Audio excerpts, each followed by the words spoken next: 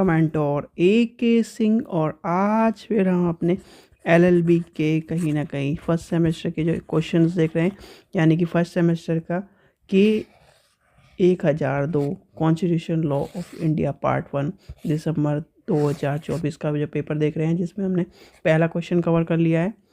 यानी कि पहला क्वेश्चन आपको मिल गई हुई वीडियो, सेकंड क्वेश्चन की, थर्ड क्वेश्चन की। अब जाना है फोर्थ क्वेश्चन पर, यानी कि एक दिन में आपको 5 वीडियो मिलेंगी। तो कहीं ना कहीं आपको इन सब चीज़ों को ध्यान में रखते हुए सारे क्वेश्चन को कराए जा रहे हैं, जिससे आपको हिंदी मीडियम वाले स्टूडेंट कहीं ना कहीं एक बेहतर नंबरों को ला सकें, बेहतर परसेंटेज को गेन कर सकें। तो समय व्यर्थ न करते हुए सबसे पहले आपको वीडियो को लाइक करना है, चैनल को सब्सक्राइब करना है, वीडियो को ज़्यादा से शेयर करना है, टेलीग्राम ग्रुप को ज्वाइन करके रखना है, जिससे आपको इम्पोर्टेंट इन्फॉर्मेशन, इम्पोर्टेंट चीज़ें देखने के लिए मिलती रहे। तो हमारा क्या उद्देश्य है? हमारा उद्देश्य ये है कि कहीं ना कहीं आपको एक दिन में 5 वीडियो दिए जाए, जिससे पार्ट B कराया जाए, पार्ट C कराया जाए। इस तरह से आपके सारे पेपर हो जाएंगे, तो प्रीवियस ईयर के सारे क्वेश्चन एक बार आपके कंप्लीट हो जाएंगे। और इस पहल के लिए आपको अपने दोस्तों को भी कहीं ना कहीं बता देना है, जो भी हिंदी मीडियम वाले स्टूडेंट है, तो कहीं ना कहीं जिससे वो सारे के सारे उनको भी ये लाभ मिल सके। तो चलिए आज का क्वेश्चन क्या है, यानी कि आज का जो चौथा क्वेश्चन है वो है हमारा शिक्षा का अधिकार। शिक्षा का अधिकार के बारे में जानेंगे। तो शिक्षा के अधिकार के बारे में आपको पता होना चाहिए, इंपॉर्टेंट क्वेश्चन है, कई बार पूछा गया क्वेश्चन है। यानी कि आज हम देखेंगे राइट टू एजुकेशन, जो कि हमारा फोर्थ क्वेश्चन है। राइट टू एजुकेशन यानी कि शिक्षा का अधिकार है क्या? ठीक है, शिक्षा का अधिकार है क्या? तो शिक्षा के अधिकार की बात जब हम करते हैं तो कहीं ना कहीं हमें दो चीज़ पता होनी चाहिए कि शिक्षा का अधिकार हमारे मौलिक अधिकार हैं, यानी कि मौलिक अधिकार के तहत आपको देखने के लिए मिलता है। जो कि मौलिक अधिकार किसके, यानी कि कहाँ पर आपको देखने को मिलता है? पहले से 4 तक आपको मैंने कई बार बता चुका है। पहले 4 तक आपका भारत के नाम और उसके राज्य और उसके सीमाओं के, यानी सब चीज़ों के बारे में बताता है। फिर आपका 5 से लेकर 11 तक नागरिकता, 12 से लेकर 35 तक आपका क्या हो जाएगा? मूल, यानी कि मौलिक अधिकार, जिसे मूल अधिकार के नाम से भी कहते हैं। फिर आपका आ जाएगा 36 से लेकर आपका 51 तक DPSP और 51A आपका मूल कर्तव्य। ये आपको मैंने पांचों चीज़ कहीं ना कहीं रटने के लिए कही थी, या आप रट भी रहे होंगे।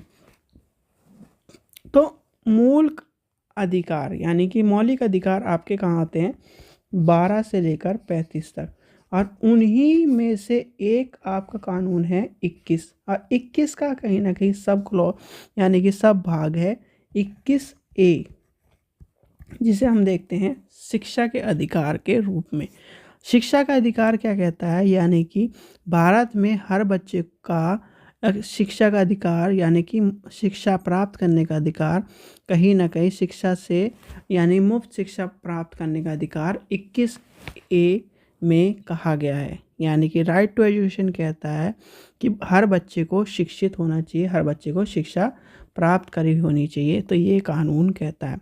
अच्छा, इस कानून में आपको एक चीज़ का ध्यान रखना है, जब कहीं ना कहीं भारत की संसद में ये शिक्षा का अधिकार अधिनियम आया, कब था? ये आया था आपका 2009 में। ठीक है, इसलिए हम कहते हैं RTE एक्ट 2009। ठीक है, अब आया कब? इतने में। लागू कब हुआ? 1 अप्रैल 2010 से पूरे देश में आपको देखने के लिए मिला है, RTE 2010 से, जिसमें कहीं ना कहीं क्या है? फ्री एजुकेशन की बात कही गई है। अब ये क्या है? यानी कि आपको ये पता चल गया कि कहीं ना कहीं कहाँ पर आया था? आपके 21A में आया था, सर 21A में है। ये आपको पता चल गया, या अनुच्छेद 21 क में दिया गया भारतीय संविधान के मौलिक अधिकार है। अब जो संशोधन किया गया था, संशोधन के तहत ही आया था। तो संशोधन कब हुआ था? संशोधन हुआ था 86वें संविधान संशोधन के तहत आपको ये चीज़ देखने के लिए मिलती है। तो टर्म थोड़ी सी आपको आगे पीछे देखने के लिए मिलेगी, यानी कि आपकी क्या है? 2000 के संशोधन में आपके इसके तहत, यानी कि इसके माध्यम से संविधान में जोड़ा गया था। इससे पहले क्या है? इससे पहले राज्य के नीति निर्देश तत्व यानी कि डीपीएसपी में हमें आर्टिकल 45 में देखने के लिए मिलता है, यानी कि आर्टिकल 45 का हिस्सा था। क्या था? आर्टिकल 45 का हिस्सा था। 3 जगह आपको देखने के लिए मिलता है। सबसे पहले आपको 21A, फिर आपका 45, फिर आपका 51A का 11वां, यानी कि 11वां। इस तरह से 3 जगह आपको ये सब चीज़ें देखने के लिए मिलती है। यहाँ पर क्या कहता है? अभिभावक को कहता है। यहाँ पर ये दोनों सेम बातें कहती है। एक में राज्य की बात करता है और एक में पूरे ऑल ओवर इंडिया की बात करता है। तो शिक्षा का अधिकार 6 वर्ष से 14 वर्ष तक के बच्चों को निःशुल्क अनिवार्य शिक्षा की बात करता है। क्या करता है? निःशुल्क व अनिवार्य शिक्षा की बात करता है। प्रत्येक बच्चे को मुफ्त शिक्षा पाने का अधिकार है। और अनिवार्य का अर्थ है सरकार की जिम्मेदारी है कि वह हर बच्चे को दाखिला और उपस्थिति सुनिश्चित करे। EWS जो बच्चे हैं, यानी कि EWS की फुल फॉर्म क्या है? किसी को पता है? ज़रूर पता होनी चाहिए। यानी कि EWS का कानून में यानी 25% आरक्षित EWS कोटे के रूप में रखा गया। निजी स्कूलों में कहीं ना कहीं कक्षा 1 में कुल 25% सीट गरीब और वंचित वर्ग को होनी चाहिए। कोई भी फीस या टेस्ट या एडमिशन शुल्क या इस तरह से माता पिता का इंटरव्यू लेकर स्क्रीनिंग कर कहीं भी दाखिले की बात नहीं कही गई है। ये सब चीज़ें बताई गई है। दंड, शारीरिक दंड या इस तरह की कहीं ना कहीं मार पीट कर बच्चे को पढ़ाना, ये बात नहीं कही है। शिक्षा यानी शिक्षक और स्कूलों के मापदंड तैयार करे गए हैं। पानी पीने का होना चाहिए, खेल का मैदान होना चाहिए, लड़कियों के लिए और लड़कों के लिए अलग अलग शौचालय होने चाहिए। फिर आपका क्या है? एक शिक्षक पर 30 बच्चे, यानी कि 31:30 का रेशो रखा गया है। तो ये कहीं ना कहीं, अब हम थोड़ा डिटेल में चले गए, पर ये कहीं ना कहीं आपको पता होना चाहिए शिक्षा का अधिकार क्या है। यानी कि शिक्षा के अधिकार से अभिप्राय हमारे भारत के उस मौलिक अधिकार से है जिसमें 6 वर्ष से 14 वर्ष तक के बच्चों को अनिवार्य और मुफ्त शिक्षा प्राप्त करने का मौलिक अधिकार दिया गया है। ठीक है, जो कि हमारे भारतीय संविधान के 21 के तहत आपको देखने के लिए मिलता है, जो कि संविधान के 86वें संविधान संशोधन 2000 में अमेंडमेंट किया गया, जो कि 1 अप्रैल 2010 से लागू हुआ है। ठीक है, ये आपको सारी चीज़ें लिखनी है। विशेषता आपको बता दी, मैथ तो इसके आपको बता दिए मैंने।